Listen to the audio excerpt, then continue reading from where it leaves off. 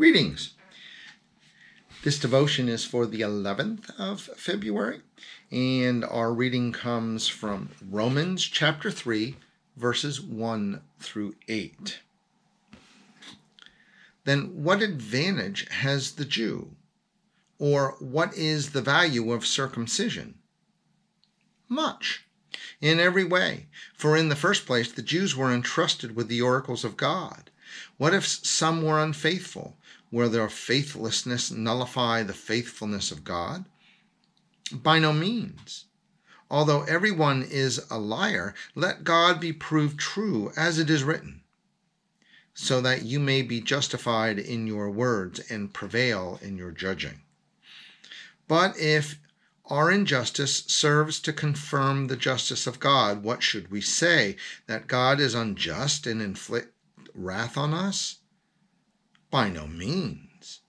For then how could God judge in the world? But if through my falsehood God's faithfulness abounds to his glory, why am I still being condemned as a sinner? And why not say, let us do evil so that good may come? Their condemnation is well deserved.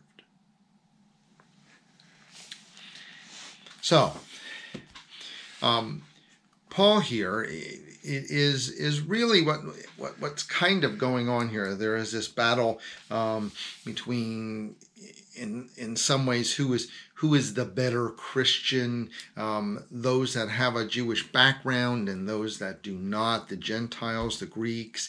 And there's a sense here where Paul does recognize that those that have a Jewish faith and background do have an advantage. They understand the faith, the background, the pieces that led up to Jesus. And so in that sense, there is a sense of advantage. They understand to take time to pray. These are things, right?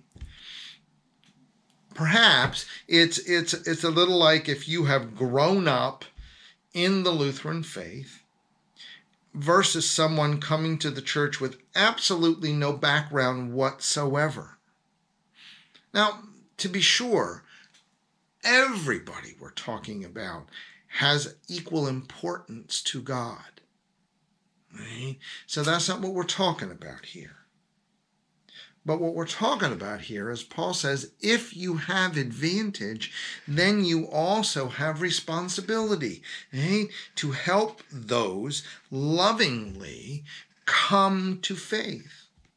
That doesn't necessarily mean that they have to do all the things that you did. But if you have advantage, how do you lovingly bring somebody to give them the same advantage?